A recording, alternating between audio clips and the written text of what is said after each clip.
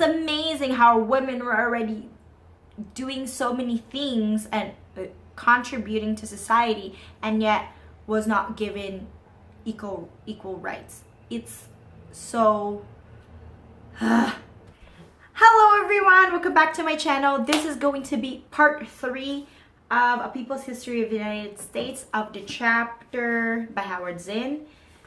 I keep on forgetting the name of the chapter. We're chapter 6, The Intimately Oppressed. So just a quick recap, this is about how women were treated during the times when the states were formed.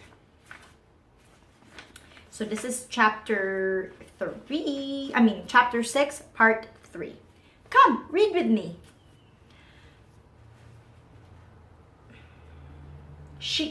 Hold on, let's see. Okay. It remained rare for women to participate openly in public affairs.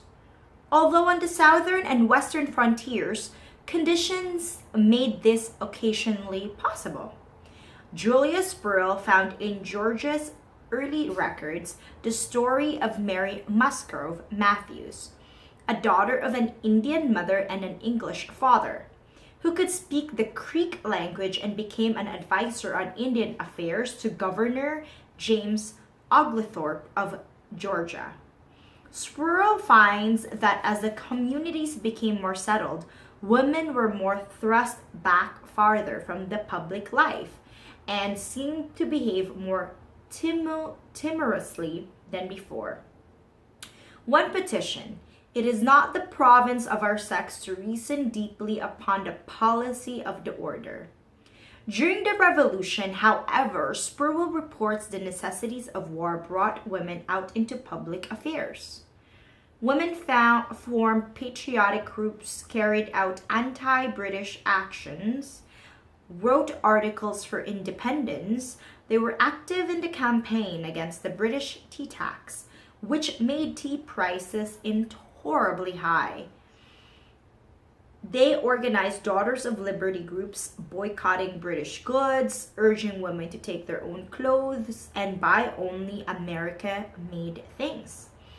In 1777, there was a woman's counterpart to the Boston Tea Party, a coffee party, described by Abigail Adams in a letter to her husband, John. One eminent wealthy stingy merchant, who is a bachelor, had a hogshead of coffee in his store, which he refused to sell to the committee under 6 shillings per pound. A number of females, say 100, some say more, assembled with a cart and trunks, marched down to the warehouse and demanded the keys, which he refused to deliver, upon which one of them seized him by his neck and tossed him in the cart. Upon his finding no quarter, he delivered the keys when they tipped up the cart and discharged him. They opened the warehouse, hoisted out of the coffee themselves, put it into drunks, and drove off. A large of congressmen stood amazed silently, spectators of the whole transaction. Wow, they're so badass. That's so awesome. It has been pointed out by women historians recently that the contributions of working class women in the American Revolution had been mostly ignored. Unlike the genteel wives of the leaders, Dolly Madison, Martha Washington, Abigail Adams, Margaret Corbin called Dirty Kate, Deborah Sampson Garnett, the Molly Pitcher, were rough, lower-class women prettified into ladies by historians. While poor women in the last years of fighting went to army encampments, helped and fought, they were represented later as prostitutes, whereas Martha Washington was given a special place in history: books for visiting her husband at Folly Forge. When feminist impulses are recorded, they are almost always the writings of privileged women who had some status from which to speak freely, more opportunity to write and have their writings recorded.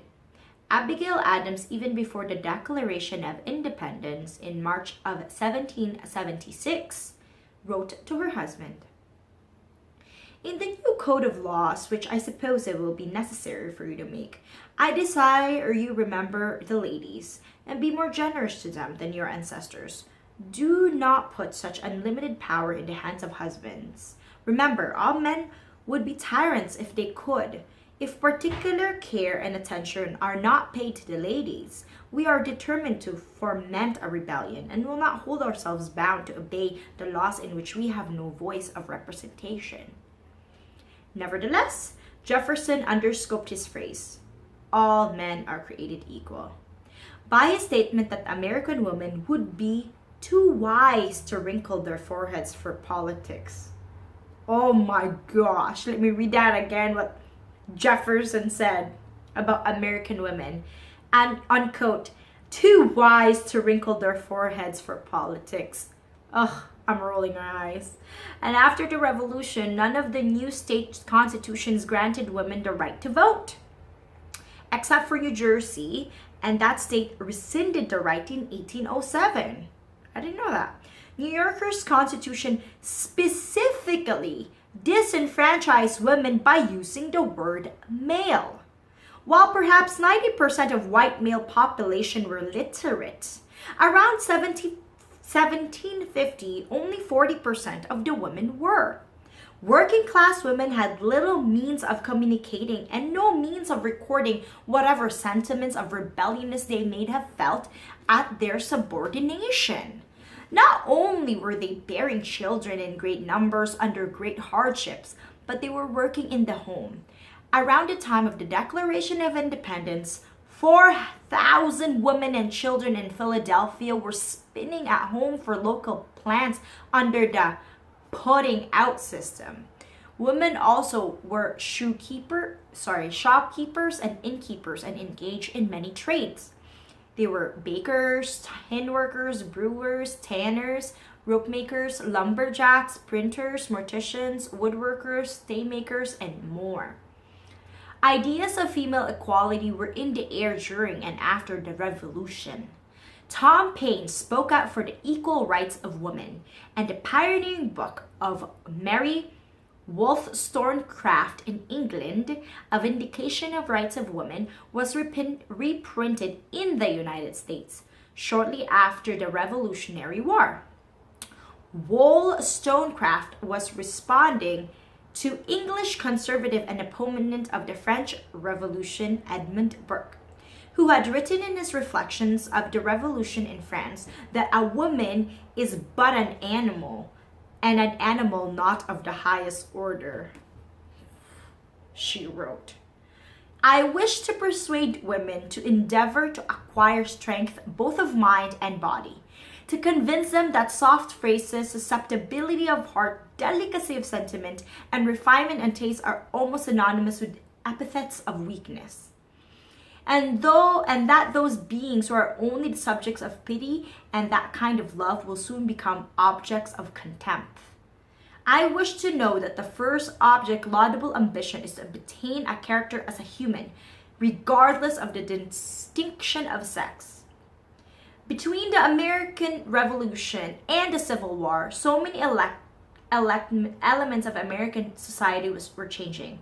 The growth of population, the movement westward, the development of the factory system, expansion of political rights for white men, educational growth to match the new economic needs that changes were bound to take place in the situation of women. In pre-industrial America, the practical need for women in frontier society had produced some measure of equality. Women worked at important jobs, publishing newspapers, managing tanneries, keeping taverns, engaging in skilled work in certain professions like midwifery. They had a monopoly. Nancy Cott tells of a grandmother, Martha Moore Ballard, on a farm in Maine in 1795 who baked and brewed, pickled and preserved, spun and sewed, made soap and dipped candles, and who in 25 years as a midwife delivered more than 1,000 babies. Since education took place inside the family, women had a special role there. Okay, so that's we're gonna end there. I'm gonna continue with chapter 7. No, the end of chapter. I just wanted to do at least 3 of these. Actually, it's only a few more pages, but I'm running out of time because I have things that I also need to do. But anyways, I love this way of doing it, of just reading it and then I share my thoughts and stuff like that. But it's amazing how women were already doing so many things and contributing to society, and yet was not given equal rights. It's so crazy. And I think now women, yes, we have so much more freedom. Obviously we can vote and do all those things, but definitely there's still attack. At least in the States, I'm in Canada, abortion is legal, and in the States where you can see there's such an attack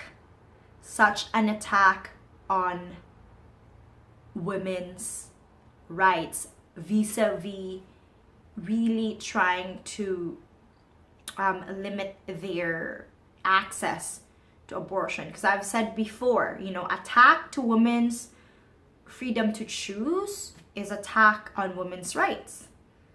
I think those two go hand in hand. Anyways, guys, that's part 3. I will be doing this, I think, this way. I think I kind of like it, reading and kind of sharing my thoughts, and we can read together. It's so much fun. Isn't reading so awesome? But yeah, it definitely takes longer for me to read because if I'm reading it out loud, but it's still super duper fun. So I'm going to continue this series. I will be seeing you in my next video, so please don't forget to subscribe and hit that notification bell so you will see all my future booktube series and continuation. I will link down below parts 1 and 2, and when I do the other parts, I would link them all below as well, of course. I will see you in my next video, guys. Thanks for joining me. Bye!